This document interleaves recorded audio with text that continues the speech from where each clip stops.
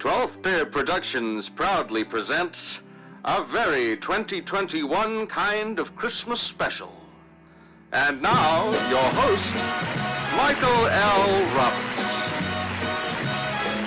Well, it's a marshmallow world in the winter. Doug, what the hell happened? Sorry, Mr. Roberts.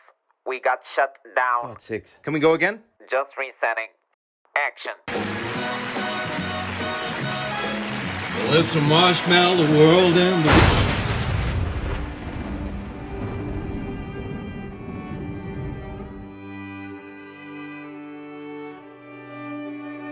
Hello, magnificent snowballs.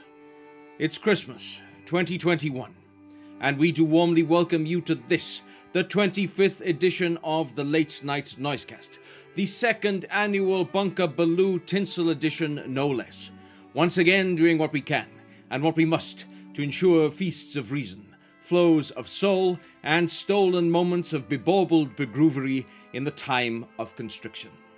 Spoiler alert, we have a jam-packed show for you this evening, and so I find myself moving swiftly on athwart these times of darkness, preparing myself to open a fun-sized bottle of Prosecco on a cold park bench, to pour antibacterial gel over my crisps, and to find cause for reflection in a frozen breeze on the joys that have been. As we march into our first musical entertainment of the evening, I present a welcome return from a band in whose horizons my musical sins, my early musical sins at least, reside. The Al Wood Big Band, video by Simon Taylor, arrangement by the legendary Philip Steele. This is I'll Be Home for Christmas, but only if I'm Omicron free.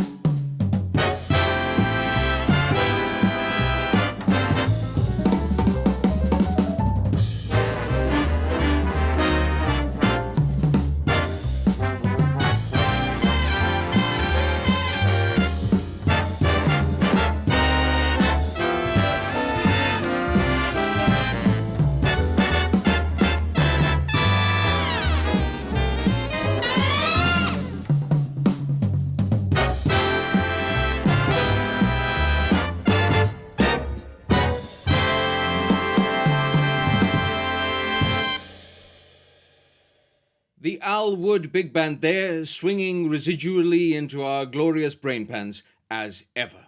My thanks to them, to Simon, to Philip, and the rest for returning to the show and getting us off to such a begrooved start.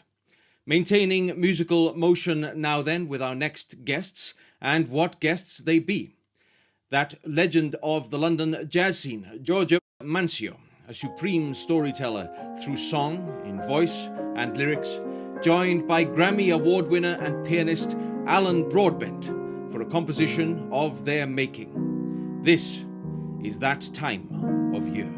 It seems to be that time of year when everyone is wishing seasons cheer. We've worked hard just to play, we've brushed our fears away, together now for just one day.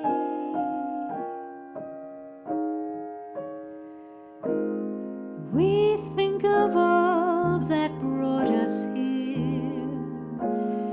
and every memory that we hold so dear. The children that will grow, the losses that will show. We take this chance for time to slow. For as we know, the hurried hours that we strive, all measured, needed, and appended, and the higher that we fly just leaves us breathless and suspended till we start again.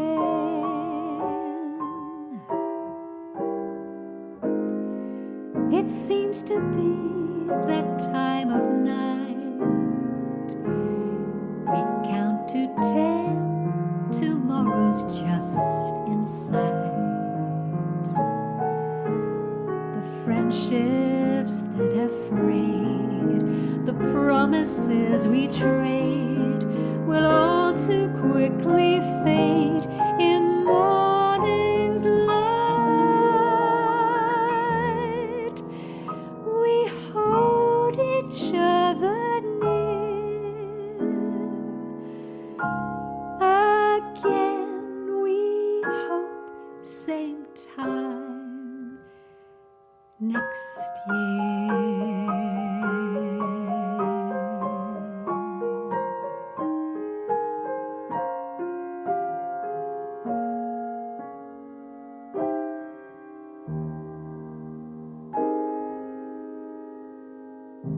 Giorgio Mancio and Alan Broadbent there, in a musical partnership that has already brought about 2 records and a book of songs. It is my great pleasure to welcome them into the Super Circle here this evening, and my thanks to them for allowing us to do so as such.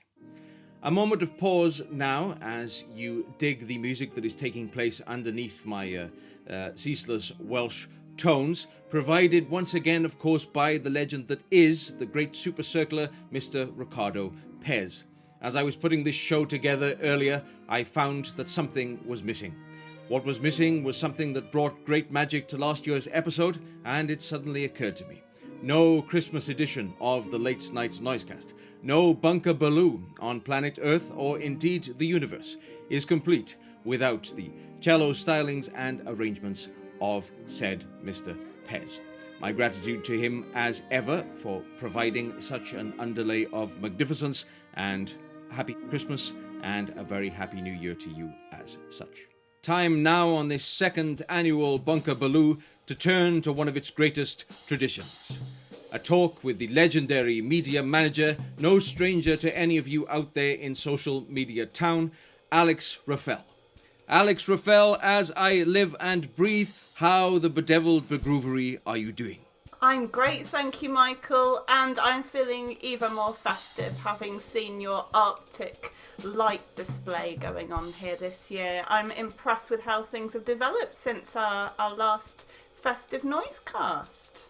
Well, though budget capacities have declined somewhat these past 12 months, we do nonetheless have a couple of projectors doing all the heavy lifting as ever. I see, of course, Mr. Brad, the Badger bartender, in the backdrop there, and I'm, of course, very excited to ask you, in the first instance, Alex Rafael, what's happening in your glass?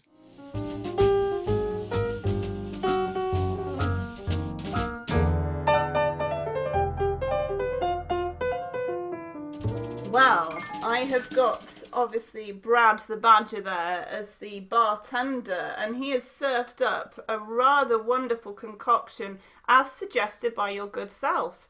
So we have got what I believe is known as the Robert's Roost. It's a concoction of amaretto, cranberry, orange juice, and whatever ratios you would like there. I tried to go with what you suggested, but ended up with a bit more cranberry. I preferred it with that. And I've added a candy cane straw there, and also, for a little tropical vibe, the essential cocktail umbrella. Perhaps a throwback to Hawaiian Mustache Quarterly there. Absolutely. Your battle with Tom. I, too, somewhat inevitably am drinking a Robert's Roost here in the Arctic Tavern, and it behoves me to, of course, wish you a Merry Christmas as such, and move swiftly from what's happening in your glass to what's happening in your musical proverbial brain pan, as it were, as you look back on this season of the show. What's happening in my musical head? Well, over the last few shows, we've had some fabulous guests. The last show that we had, it was the wonderful jazz vocalist and composer Fiona Ross. And I found her interview to be very inspiring. A lot of what she said really resonated, I think. And it left me with a sense that as a singer, that there's this element of striving for perfection that we all have. And Fiona has been amazing in terms of being able to sort of capture that energy and sensibility that she has, but using it for a really positive purpose in driving her career forward and her creative process with what she does. So I really enjoyed Fiona's interview. Looking back to the beginning of the series, I found Steve Rushton, the drummer's interview, to be very interesting. I loved what he was saying about when he was providing advice for young musicians wanting to make it in the industry, and he was really stressing the importance of dabbling in all sorts of different styles of music and keeping that broad skill mix that sort of lends itself to you becoming a more rounded musician as you progress. So he's able to play in so many different styles, and that's made him much more employable over the years with all the bands that he's worked with and artists, that he can just switch on the different styles that he does. So I thought that was a very interesting interview. I could go over all of the interviews because they've all been brilliant. I love Riccardo Pez, the cellist's enthusiasm for his projects and the passion that he brings to his own creative writing and process and composing, and his future plans for things. I think that it really shines his absolute love and enjoyment of the music that he creates. And then Robin Harris with the Finding Rhythms charity. For me, I found that to be a truly remarkable interview. Having worked in some settings in mental health in the past, where I was working with some of the patients who had come from prisons, to see how Robin and his other practitioners from Finding Rhythms had gone in and used music in such a positive and nurturing way with people in the criminal justice system was really fascinating. And artist-wise, I could name pretty much everybody again, but the one that really leapt out for me was Magella Presents and the London Dance Orchestra. Probably because when I was younger, I was a very keen tap dancer and still have aspirations to take it up again. So seeing it done so beautifully with the dance band in the background and how they were recreating a Gene Kelly sequence, I really enjoyed that. Yes. Fantastic. I believe last year I asked you what was happening with your Christmas baubles. I'm guessing, knowing you as I do now, that there has to be something of a theme to your decorative extravagance there this year. So tell me what's happening amongst the would-be wares of your visual landscape. It just happened, and I've given it a theme. So I'm going to call it Angels and Rodents, in a sort of Dan Brown Wind in the Willows crossover. Only you could achieve such a thing. Because what we've got here, as well as a lot of felt animals, which I'll explain in a minute, is we've got some angels dotted about. We've got some of these Miley Cyrus type creations who were having fun on a wrecking ball. And then we've got things like the reclining carol singing mouse, a skiing mouse, which I thought paid homage to last year's spoof noise for the late night Noisecast. And then we've got multiple guinea pigs, quite a number, and little Santa hats. There's a tribute there to David Bowie, that's Piggy Stardust. Just went with a bit of a colour theme and look what I got in the hamper that would coordinate, and decided that the angels on their black baubles and the little angels and white things dotted about, red things, would look quite nice. But I loved Wind in the Willows as a child. That was probably one of my favourite childhood films, with Ratty and Moley and Badger. That's why I brought Brad the Badger into the mix.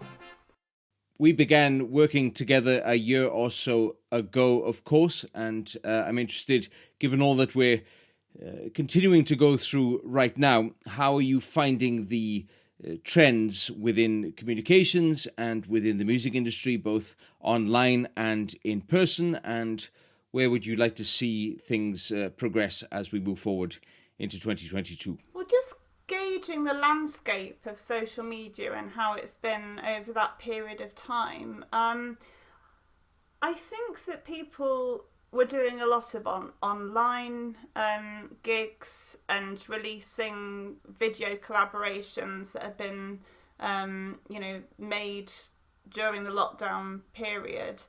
And then as we saw the return to live music,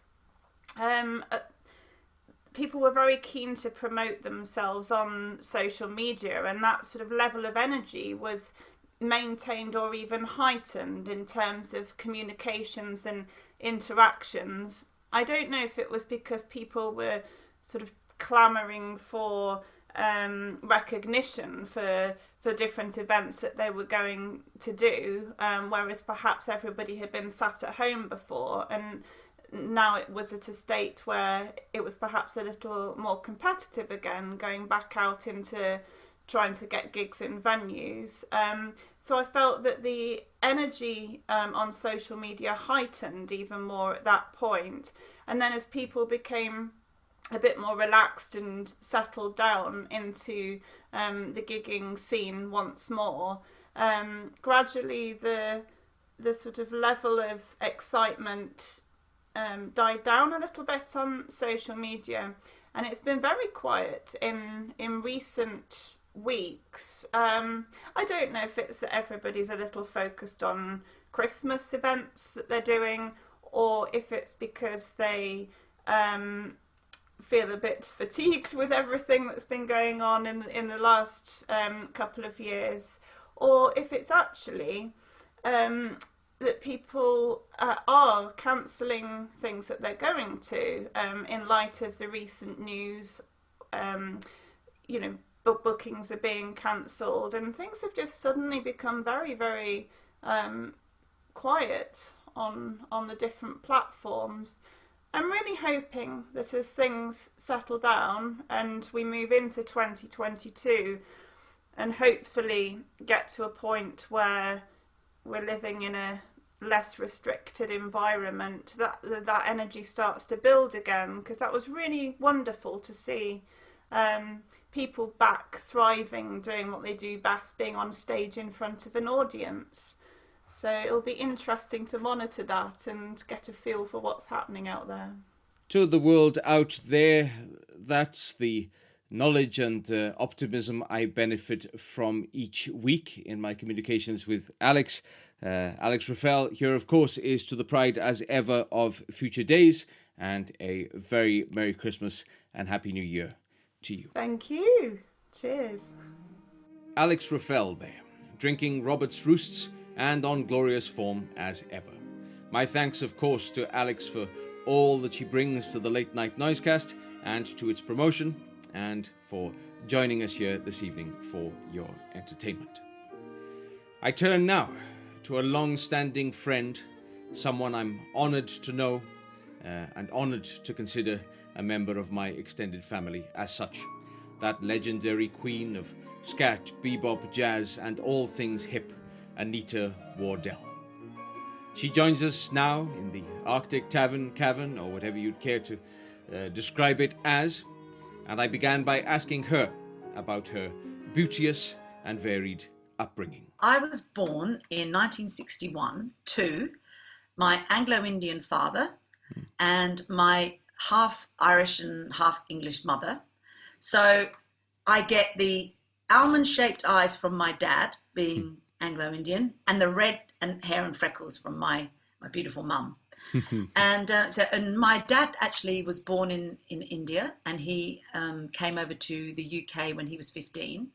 And then, he worked there and lived in Earl's Court. And then a few years after that, he met my mum, and then obviously settled down, had 3 kids, myself, brother and sister. And then in late 60s, I think Dad wanted to move to Australia because he thought there would be a better life for us there. Anyway, the plans for that got sort of like just pushed back a bit. And then we ended up moving in 1973 out to Australia. So British by birth, Australian raised. That's me. And musically in that mix, of course, it must have been a fascinating build-up of influences and otherwise, given the glorious vocal noises and the musical adventures you bring to the world these days. Tell us about those first musical stirrings in you that got everything started. Well, I always thought that, I knew from an early age that I was going to be a performer ever since I stood in front of my mum and dad's dressing table singing into a brush. So I thought to myself, that meant that I was going to be a singer. I didn't know how it was going to happen, but I just thought I'm going to be a singer because I can sing in front of the mirror with a brush. Hilarious. And my mum used to make me stand on coffee tables and sing to all the latest pop songs. So that was quite funny. But my first kind of hearing of jazz was my dad loved Dixieland jazz and traditional jazz. And he had lots of records of the great clarinetist Earl Bostic. He used to love listening to Louis Armstrong, and he loved big band music. So I remember my dad having this huge collection of Reader's Digest album. There were 6 albums in this huge kind of box set. And I got stuck on those at a very early age, and I loved them. I didn't understand it, but I just knew that it was the best music that I'd heard. Apart from the Puppy Love single from Donny Osmond, because I had a crush on him when I was younger. My mum bought me that single for my 10th birthday or something like that, which was amazing. Or probably before that, I can't remember. But anyway, yeah, so I really got hooked on Dad's big band albums and started singing along to the modern airs, things like Sunny Side of the Street and Accentuate the Positive. I was taken with that harmony and that beautiful groove of jazz, really. Mm, mm. And so that was my first kind of introduction to jazz, was through my dad's records. And then I didn't do anything with that until quite a few years afterwards. When I studied at high school, we had teachers that introduced us to that kind of music, all other sorts of music too. But I remember really wanting to sing things that kind of swung and had like the standards repertoire.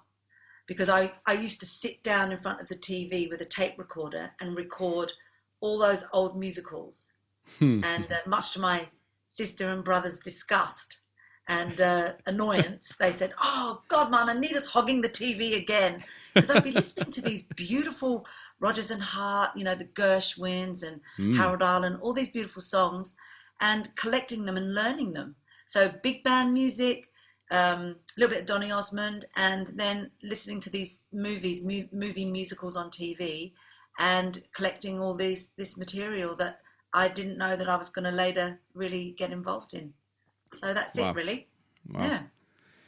You mentioned the school moment there, and you and I have discussed at various points these transformative moments in existence that send us down different paths. In the jazz world, for me, then there are a couple of mentors and moments, but two crucial moments in time for me were my first introduction to you and our first session together, and then my first introduction to Mark Murphy, which of course came through you. I will definitely elaborate further on those as the interview progresses, but I was interested, you mentioned school there. Where are those first moments where the sound world of jazz becomes refined for you in terms of scat and vocalese? Where were those kind of pivotal moments where you became more aware of the nuances available? Well, I tell you what, the very first time that I kind of like changed my sort of listening material was when I was listening or watching this movie. I think it was called Sweet Rosie O'Grady, and there was a song in that movie that had sort of like sounded a bit like vocalese. So it was like in the something along the still of the night, on the moonlight, or something like that. But it was really fast, and that fast singing, which kind of had the beginnings of the vocalese thing for me, really I was attracted to it, and I just like immediately loved it. And then and I didn't know what sort of, you know, style that was really. It just sounded like kind of like vaudeville kind of thing. It was that sort of era. So that was the first time I heard that, and I was about 12 when I heard that. And then I went through high school just singing what I then realised was standards. So I didn't hear any other bebop, or I didn't know anything else about that until I actually went to Teachers College, which was in 1979. I went to Teachers College, and there was a choir. So I auditioned for the jazz choir. And the jazz choir had lots of, you know, great songs with scat solos written in them for us to sing, and also vocalises. And the one I remember is Birdland that the Manhattan Transfer did. And I got to sing the Wayne Shorter solo, right, with the lyrics that John Hendricks had written to that solo. So that was my very first introduction to vocalise. As soon as I heard that, I knew that that's what I loved. I knew I wanted that fast, impressive, if you like, and exciting kind of style. And the same day that I got into the choir and we started learning those songs, I was in the history class and I heard two girls scat singing next door. And I still know those two girls to this day, Kay Linden, thank you, and Janet Leadbeater, right? They were singing Burke's Works. I found out that it was Burke's Works. Dizzy Gillespie tune. Yeah. That thing. So I went outside. I just said to the teacher, I've just got to pop out for a minute. And I went to listen through the door to what these two girls were doing. And they had a band in there, and they were standing up there with these two mics. And there was these little kind of glass inserts that you could peer through. Right. So I remember standing at this door just feeling so excited that these girls were singing Sabada Baby, and I thought, what is that? I want to do that for the rest of my life. I was 17 by then, and I knew that that's what I wanted to do. So I embarked on, finding out more about it. And my teacher, who was really into jazz, Eric Bryce, fantastic man and lovely, lovely person and inspiring, gave me a bunch of vinyl, Duke Ellington, Sarah Vaughan live at the Tivoli, wow. Charlie Parker, Miles Davis Kind of Blue, all these quintessential albums. And he just handed me them. He said, have you got a record player? I said, yes. He said, I want you to go home and I want you to soak yourself in these albums. There was about 10 of them. So Amazing. I soaked myself in them. And then after a couple of weeks, he said to me, how are you getting on with those albums? I said, great, I love them. And he said, right, we're going to set up a little combo, a little jazz combo. I want you to come in and sing. So the first song I ever learnt was Long Ago and Far Away and Like Someone in Love. And I got into the habit of trying to copy Sarah Vaughan. And I remember him saying to me, I don't want you to be Sarah Vaughan. Be Anita, be you. I didn't know what that meant. I was like a kid, And then the more I listened to jazz and the more albums I kind of acquired and the more listening I did, I understood what he meant by that, about finding your own voice in the music. So that's how I learned. And then I heard Sarah Vaughan singing Doodling and Mark Murphy. I was introduced to Mark Murphy because the choir director had some charts that Mark Murphy had demoed on the solo parts. So that's how I heard Mark Murphy. And then I went and got all his albums. And we both have a love for Mark Murphy, don't we? Absolutely. We adore Unquestionably. him. So that's my introduction. So quite young, I suppose, 17, to hear the more kind of swinging, straight ahead kind of jazz repertoire that I really wanted to get into. And then the vocalises that were there from the choir. So that's my intro to that. And that's what started the bug, really. You're, of course, dropping excellent formulations and demonstrations there. But for the uninitiated amongst our glorious audience, I'd be interested in your definition of scat and vocalese for our listeners, please. Okay, well, I once read a definition of scat, and it's called them nonsense syllables, and I got really upset because I didn't like the word nonsense, because it made me feel like that, well, why? It's not nonsense. So my definition of scat is wordless syllables, okay, set to a given melody, either made up or that you sing along to an existing melody. And but the definition of soloing on voice to me is the equivalent of what an instrumentalist would do. So I find that I try to approach it as an instrumentalist would. So I use the scat syllables as a vehicle to improvise melodies and rhythmic ideas over a set of changes. I think it's quite simple, my definition, but that's how I hear it.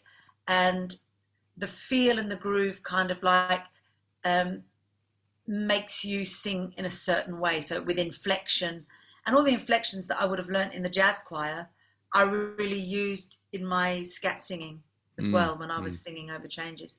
However, the singing over the changes bit was the hardest thing to grasp, like not just singing any old kind of diddly squiddly, you know what I mean? And that's what I did in the beginning. I tried to imitate instruments, and I made such a terrible noise, and it took ages. It took ages to kind of get melodies that sounded musical and that had all these great cool notes in it that you and I like later on found out through studying jazz, that made those sounds that you listen to on the record become accessible to you as a performer yourself. So that's my definition of it.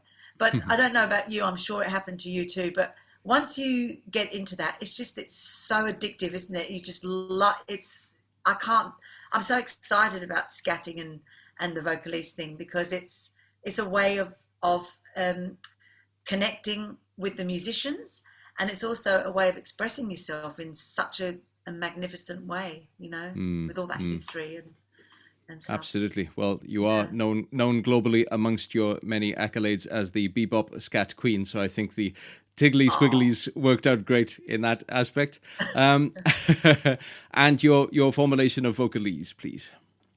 Formulation of vocalese. Okay, so vocalese to me, because there's vocalese in a classical sense, isn't there? Which is kind of like a set piece or like a tech piece or something like that.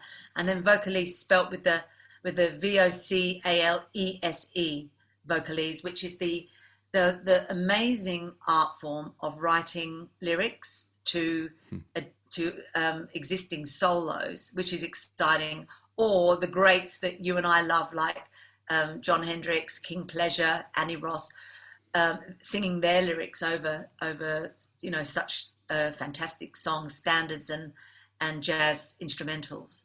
And it's one of the most exciting things I ever came across, and I couldn't get over it. I was so blown away by it. It was like a child in a toy shop for me, hearing vocalese and scatting. It was like this thing that was different, and it was expressive. And so singing lyrics to existing solos, and now you and I both write our own. We love doing that, and that's exciting too.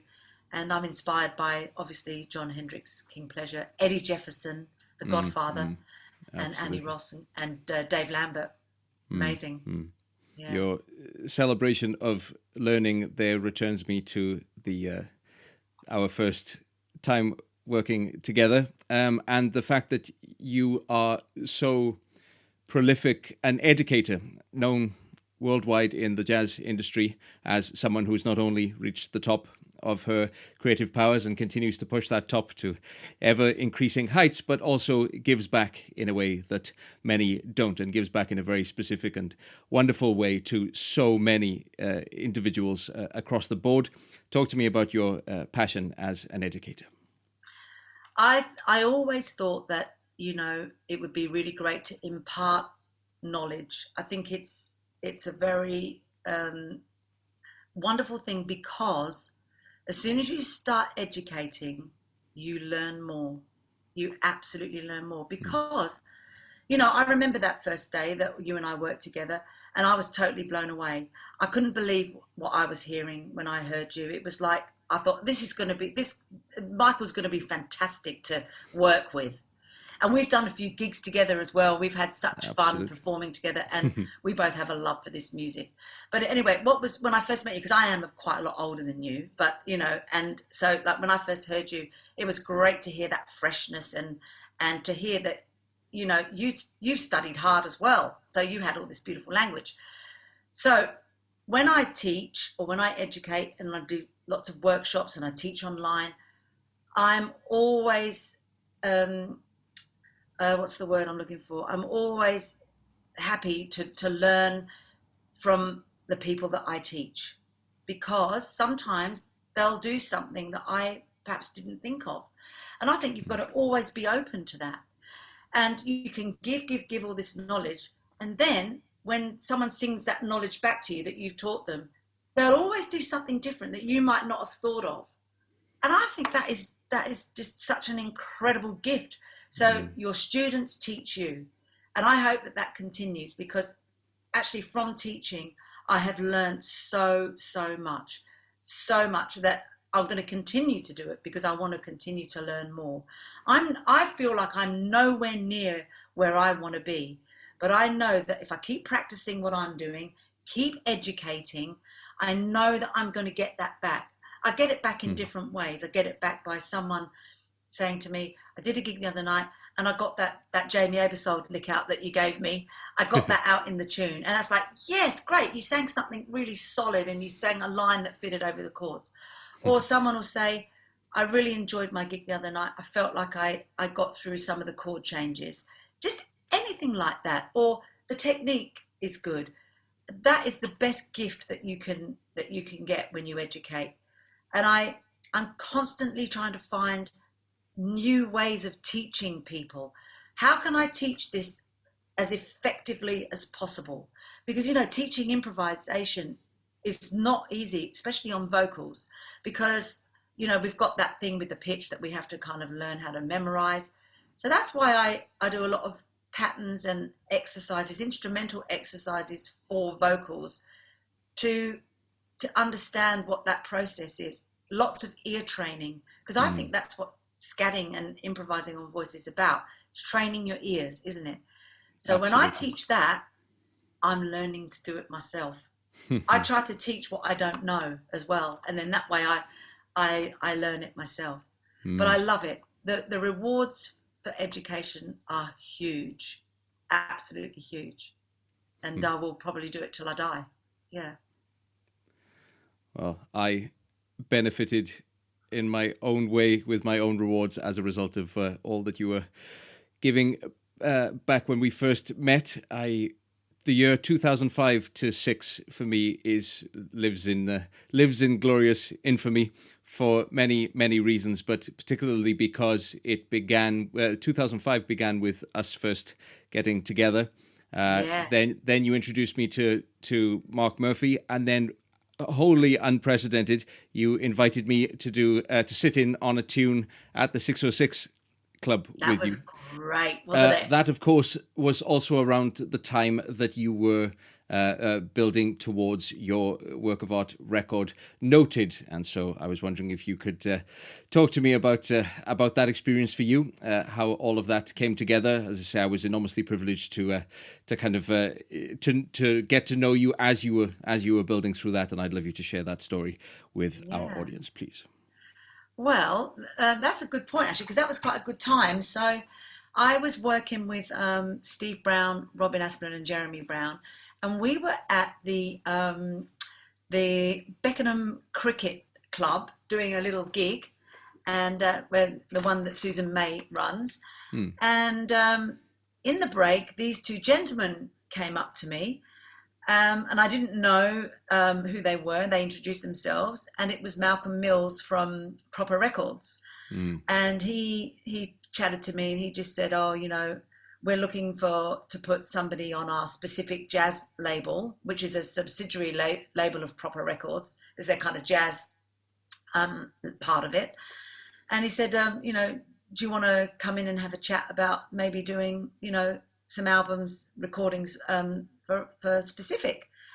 And I was just like, I couldn't believe my ears, and I couldn't see. I was all hot and sweaty, and her top lip broke out in a sweat, and I was going, what?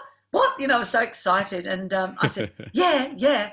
So I went into their office, which was in Beckenham as well, and had a great chat around this huge big table with Malcolm Mills and some of the other people that worked there, and it was wonderful. And he said, you know, I want you to come up with an idea for your first album, come up with a concept. So I spoke with Robin and Steve Brown and on a number of sort of like chats over the phone, and said, well, you know, what should I do? You know, I've got to come up with a concept. I don't do that. I just sing songs on albums that I'd made independently. I just pick any old song. And so Steve Brown came up with and said, why don't we do things from the Blue Note, like from the Blue Note era? And I went, oh, wow, that's great. He said, write some vocalises. And I went, okay, where do I start? And he said, oh, that Art Blakey version of Moaning is really good. You could do that. And then I listened to it and I went, no way, I cannot, it's too hard. No way, it was really high. You know, it was like right up there. I went, no way, no. And Steve goes, you can do it, Neat, you can do it. Started to write this vocalise to Moaning, which was so difficult. It was like, and I didn't have Sibelius or anything. It was just all like scraps of paper, ideas and everything, and writing brainstorming sessions with myself and going, moaning, oh God. Anyway, and then it dawned on me as we were doing gigs and going up and down the M1, you know what that's like, going up and down the M1 and the A1 to do gigs up north, and just listening to the conversations of the guys in the car, you know, like just sort of talking about, you know, payment for musicians and you know, like, oh, we're just traipsing up and down the M1, and, you know, by the time you've got paid for the gig, you've spent it all in petrol money. And it just sort of like all these moans and groans of the usual kind of jazz musician-y conversations. So when we got to each gig, I wrote everything down that we talked about, and I had like a massive kind of reel of ideas and phrases and God knows what. And so I thought, well, I'm going to see if I can stick them in. So that's what I did. Moaning, groaning, every morning finds me moaning, so they just started it off for me, and so that's how the vocalist for Moaning came about. And then I think you came around one day, didn't you? And I was showing you what I was writing and stuff. Absolutely, yes. And I said something about, and I keep on praying, and that went into the vocalist, yeah. Because of all the trouble I see, life's a losing gamble to me. Cares and woes that got me moaning. Every evening find me moaning. I'm alone and crying the blues. I'm so tired of paying these dues. Everybody knows I'm moaning. Lord, I spend plenty of days and nights alone with my grief. And I pray, really and truly pray, somebody will come, bring me relief. Every morning find me moaning. 'Cause of all the trouble I see, life's a losing gamble to me. Cares and woes that got me moaning. Moaning, groaning, every morning finds me moaning. Just take a look at all the trouble that's following me round now. In the morning and in the evening I cry out. The truth is, it's just not the way I thought it would be. Feeling the pain and the strain, didn't lose that I care. No one's there, just the blues now and that is fine crying. Day after day, night after night, it's all the same. I sit and wonder if there's ever gonna be just one day in my lonely night. And I just want to pray to the Lord to put an end to all my grieving. Well, I guess I never learned. Always was I gonna take 2 steps, I was following 1 step back. Tired, so tired, so sick and tired of paying these dues. Was born to lose, now I'm left wondering, squandering, blubbering, meddling, floundering, mumbling, grumbling, what a disaster. Woe is me. Feeling so terribly bad and my poor heart is aching. I don't want to get up, I can't see no net. I'll keep working to sweat, I'm thinking about the trouble I got and start getting bitter. It's a miserable kind of existence when you have to live it all by yourself. The odds could mean that you'll end up on the shelf. Fancy that that's all you got to show for all your hard work and all of your pain. It's not very funny thinking about the lack of money that you make. Believe it or not, it is such a joke. It starts me crying and I'm sighing as I think about the future now. I can't believe things will get any better now. Only they can control it. Anyhow, I keep asking you how. If when and how I stop my moaning, and all the groaning, all the moaning, it's gotta be my turn to be getting relief. That's why I keep on praying. I distinctly remember coming out of a gig, heading straight into the Virgin Megastore at Piccadilly Circus and buying my copy of Noted and then playing it on a portable CD player on the train. On the train home. That is amazing. I know, and I got a beautiful text from you as well, so in recognition of the album, and that just that was just beautiful. Honestly, I felt like a bit of a star that day because I got a personal text from Michael Roberts. It was great. yeah, but that was good, and I think out of the 3 albums from Proper that I did, that is my ultimate favourite. However, on Kind of Blue, there's a few tracks that I really like, but I absolutely loved the whole process of the Noted album, which was good. Yeah. Obviously, we've gone through quite a time of it over the last couple of years, and so I'm very interested in what's on the table, what new projects you are secretly, quietly developing to tame the hearts of the unworthy and take over the world again. Woo! Well, it's really interesting because we had a little chat beforehand, so I'll give a bit of the inside information out. But it was really great to to nut it over with you and have a good old chat, about it all. So what I've been doing in the last couple of years. So I came to Australia partly for family reasons, and also just, great to catch up with my sister and my whole family, because I'm close to them all. And did a little bit of work here, teaching at the uni and doing some teaching at schools. But one of the other things that, the lockdown brought was to be able to get back to practice and having a bit of a sort out in life, So I've been practicing a lot, and I've been doing a lot of practice on improvisation and writing up loads of teaching material for improvising over standards and things, and set up a jazzsingingschool.com with Trudy Kerr. So we have like a little online singing school. So that's one thing I've been doing, but the practice for me has been important. So I could keep, because there are fewer gigs here for me to do, but so to keep my voice going and to keep working on material. So what's going to come is I've decided I'm going to record some tracks with some Australian musicians here, because it will be really great to be able to tour that over here, and then also be able to perform, overseas, and obviously come back to the UK and sing some of this material, and just get something new out, because it's been 12 years since I've recorded anything under my own name. So I've got some ideas from tunes, a couple of reworked standards, but in a bit more of a contemporary way. And also, I've been writing some originals, and I've never written originals before. I've written a couple in my early days, and I used to just laugh at myself and saying, "Oh my God, there are so many much more, interesting material that's already been written." And don't even bother to write your own songs, because you'll never write anything as good as Rodgers and Hart or the Gershwins. So I stopped myself from ever really pursuing that side of things, until in lockdown, Jeff Gascoigne, and that's Trudy Kerr's husband, suggested that we start a songwriting group. And so I said yes, because I wasn't doing much else. And it's really made me grow as a musician, as somebody that writes their own material. So I'm going to record a couple of the favourite tunes that I've written. I'm going to record the tracks, and I'm going to release the tracks. We're just in the process of start recording some of them imminently.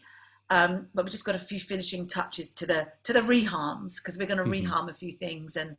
And I've picked songs that really highlight what I've been going through since I've been living in Australia, because it's kind of been up and down, as we talked about before, just like coming to a new place, not having the same sort of set of friends and community that I was used to in London. But I've met some fantastic musicians here and made some beautiful friends here.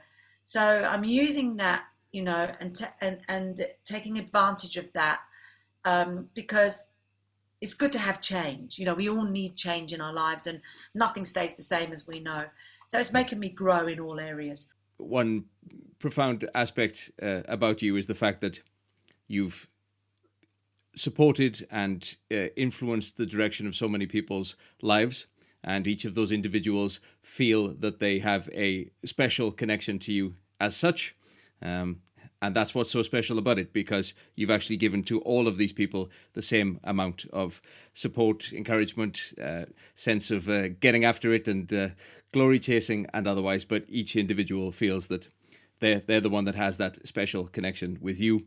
I definitively categorize myself as such. And so it is with great pleasure to see you and raise my glass to you. I raise mine. Coffee's been nearly finished.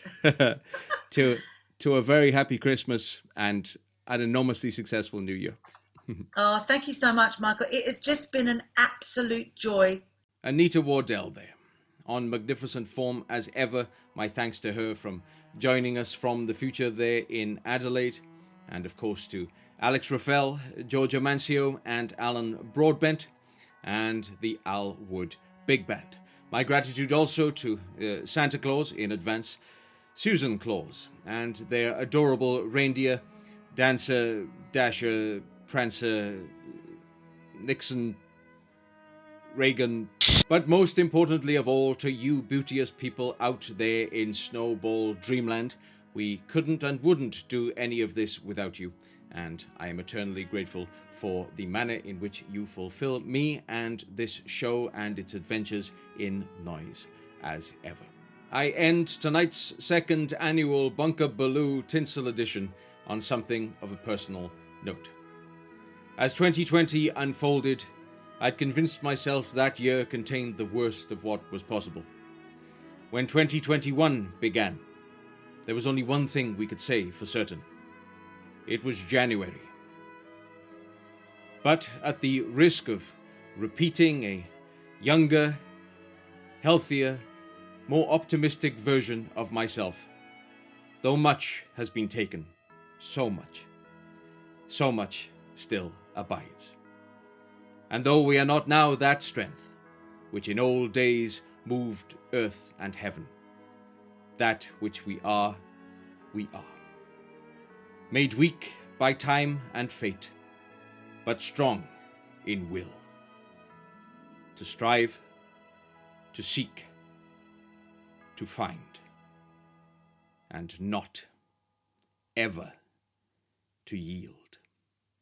I'm Michael L. Roberts, and I leave you tonight with a collaboration with that towering Ivor Novello award-winning presence in music, Charlotte Harding, as we take a moment to reflect and potentially, in light of recent news, reconsider our New Year's Eve plans.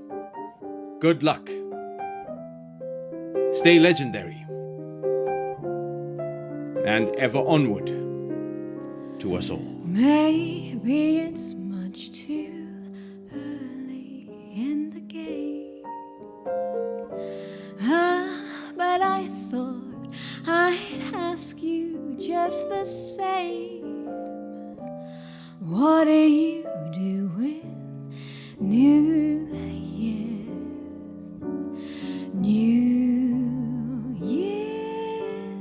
Eve?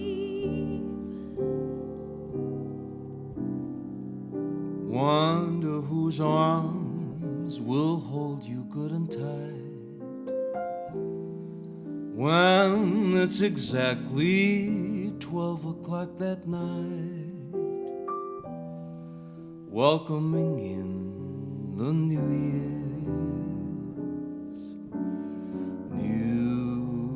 Year's Eve.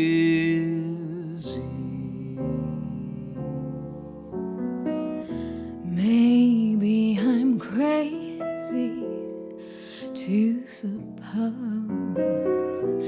I'd ever be the one you chose.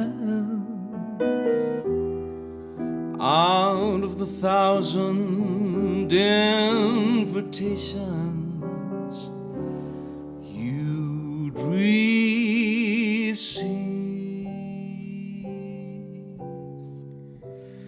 but in case I stand one little chance, here comes the jackpot question in advance.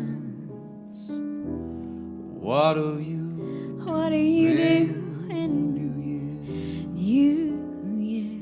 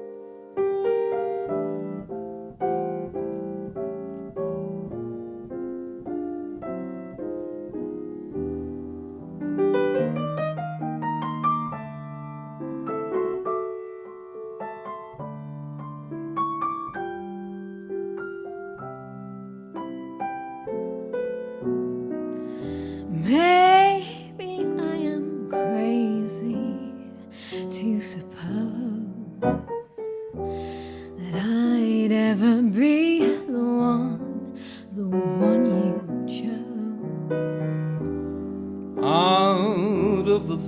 1,000 invitations you'd receive.